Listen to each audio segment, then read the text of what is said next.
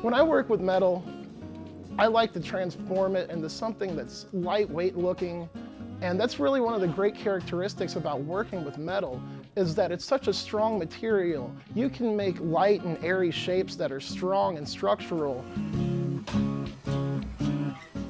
A lot of times it is really just focused. It's focused energy. It's kind of like, you know, when you ask a musician what's going through their head when they're soloing.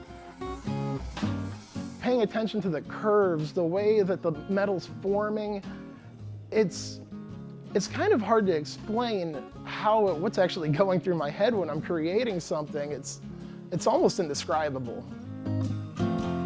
My name is Dan Crabtree, and I'm a blacksmith. A blacksmith works with iron. Metalsmiths work with all varieties of materials. I guess I'm a little bit of both.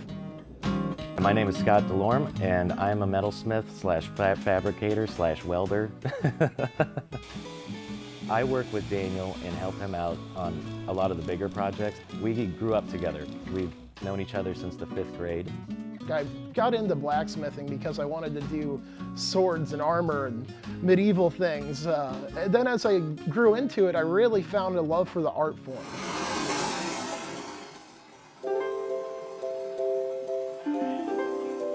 I like to take a piece of flat material and form it and transform it into something that's three-dimensional and interesting.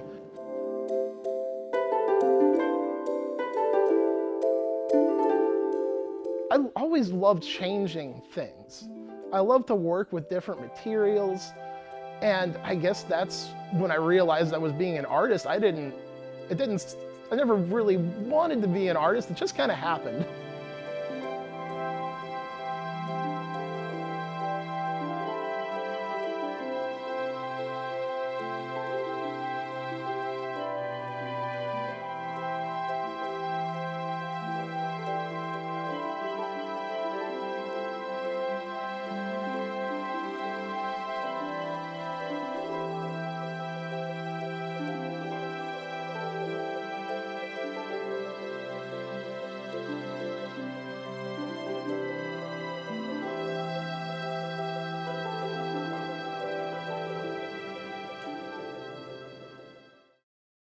You'll see how these are straight, and these look like as if they're trying to capture light.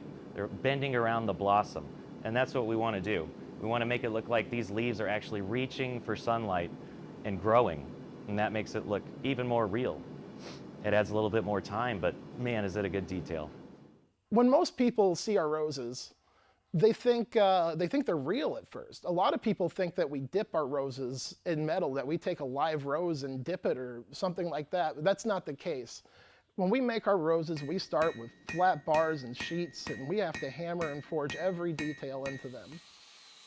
First thing we do, and we cut out the petals, and then we sand them down. Then I've made special dies and fixtures to put the texture in the roses, to give the petals a more lifelike look.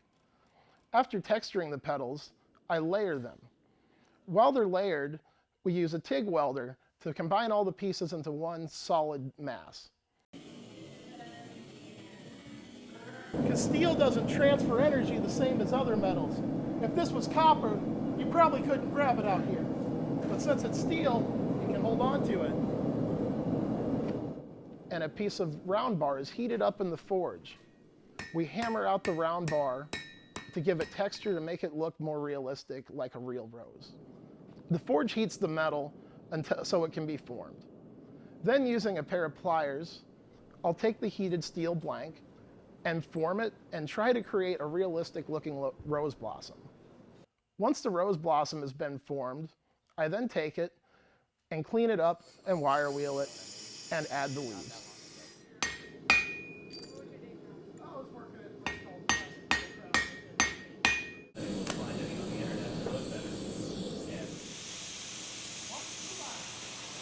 The leaves are another process themselves. The leaves are cut out of a plate of heavy metal, about 1/8 of an inch thick. Then the leaves are heated with a torch, and using an old trip hammer, over 100 years old, we forge in the design for the leaf.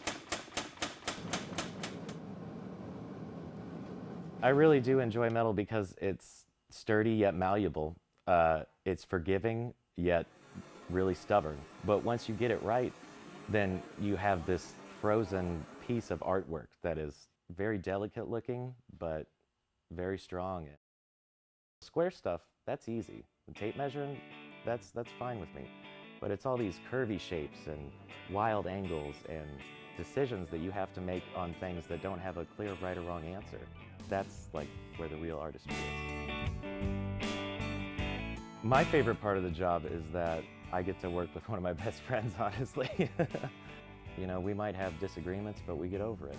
And I think that's what makes a good relationship in general. Yeah, January 2017. Yeah, I believe so. The best part of being a blacksmith is it's something that I've always wanted to do ever since I was probably 14. And to have that dream become a reality where I can wake up in the morning, come to my own shop, and just create art, that's probably the best part of my job.